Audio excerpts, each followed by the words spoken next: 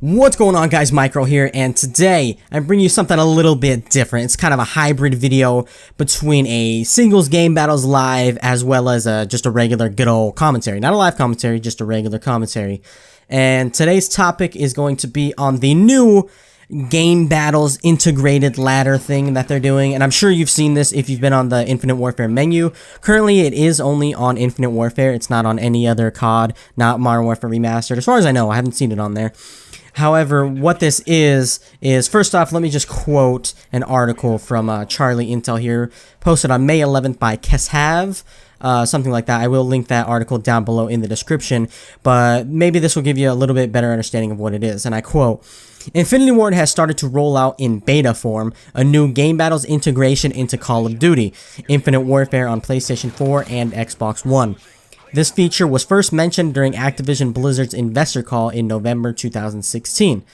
Players can link their GB accounts to the game and get a free animated calling card to use in-game.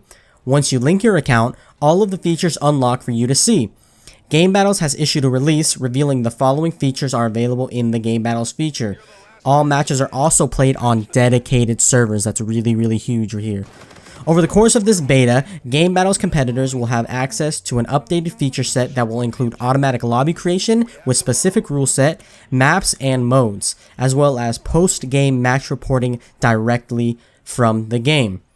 And then it goes on and it has a video here that explains how to work it and everything, and which I watched, and it was a very big help if you're getting into this. Definitely watch that video by Charlie Intel. Alrighty, so just getting more into this. So if you still don't understand it, pretty much back in the day, back before this, what is still pretty much happening right now, before this beta thing. So what would happen if you're not familiar with GB, MLG, whatever you want to call it, and UMG. We're just going to stick with GB just for this video for all intents and purposes, because they're the ones, you know, supporting this new feature. What would happen is you would register to GB, you would create a GB account, that's registering. You would link your PSN or Xbox account, whatever it was. And what would happen was you would either create or look for games on a certain ladder. So you can do singles, which is a 1v1. You could do doubles, 2v2, obviously. And then they had teams, which was 3 players up to 6 players, I believe. A 3v3 versus a 6v up to a 6v6. And what you would do was, you, like I said, you would either create or find a match on whatever ladder you decided to join.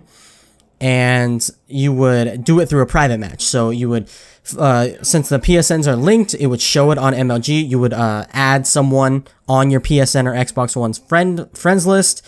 You would add them, and then you would join whoever was hosting, which is a big thing here. Someone would host them. I think the way it works on GB is higher rank hosts first, then the lower rank hosts second, and then the higher rank hosts the third map. Or if it's best of 5, I'm not really sure. I mostly play best of 1. I'm sorry, best of 3. Best of 1s, I'm pretty sure it's just the higher ranked hosts. That's always going to be the case. So that's the big thing there, was the hosting, but we'll get to that in a second. So you would do that from the private match. You would play on someone's host, and whether you won or lost that game, you would move on to the next map, and then you could 2-0, whatever the case may be. And then from the MLG website, after the match has already started, you would be able to report the score. You would say your team won this many maps, the opponent won this many maps. And as you can see there, it can get pretty chaotic. People can troll, people can lie. So what would happen there, sometimes there'd be disputes. Some people would say you cheated. Some people just wouldn't report. They would try to do this troll thing where they would just dispute the match later so you wouldn't notice and they would get the win. As you can see, it really does get pretty hectic here.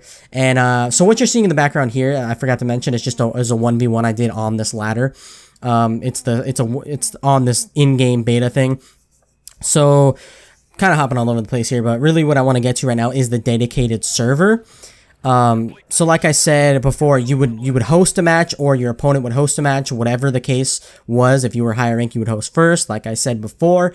But that's the thing, you would host, which means your internet would be the host to the game. All players would be playing on your internet, essentially. I know I'm not really sure how that works, but essentially that's what it is. You have host advantage.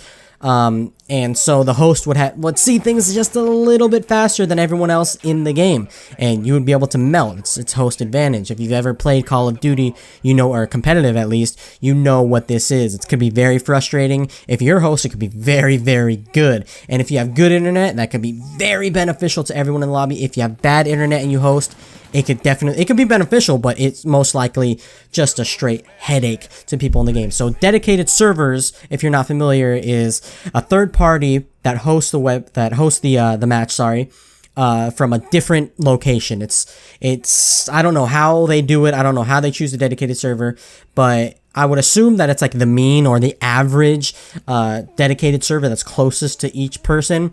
So no one in the game is hosting. No one is going to have host advantage. I'm sure someone can if they're closer to the dedicated server, etc.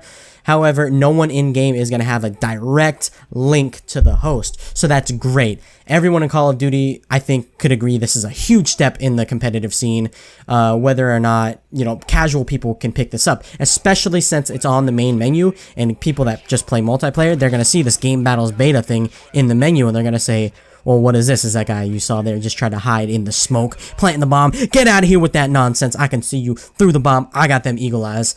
Anyway, continuing on. Really, what I wanted to make this video was just to get it out there that this is a thing, guys. I had no idea about this. I was playing game battles on MWR with some of the homies, and the homie Rampage is like, yeah, they released this new beta thing. We should try it out. And we tried it out. It's incredible. In my first opinions, okay, I also thought about IW. My first opinion of the game was awesome. So we're going to have to wait, play this a little bit, see how it works out.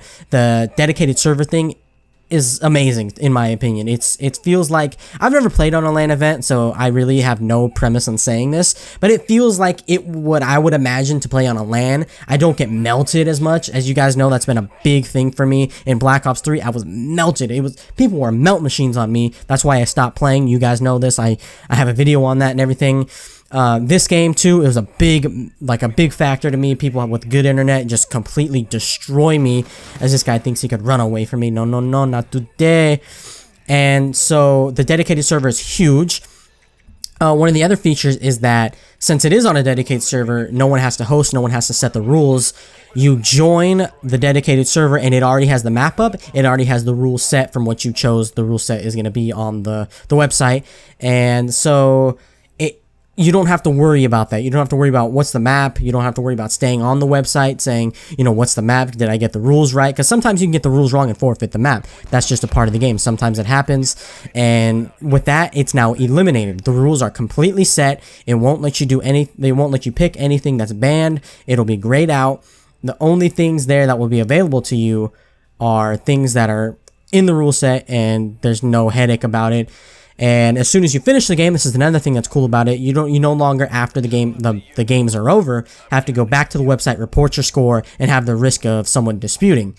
So what this does is, as soon as the match is over, so what happens first, it puts you on your team. So as soon as you join the lobby, it puts you on your team, much like League play from Black Ops 2. You're on your own team. It has your name, it has your picture, except for in this, it doesn't have your picture. It has your name, your team name, that is, so it knows who's who. It can differentiate. It's a computer doing all this, so it's pretty smart, needless to say.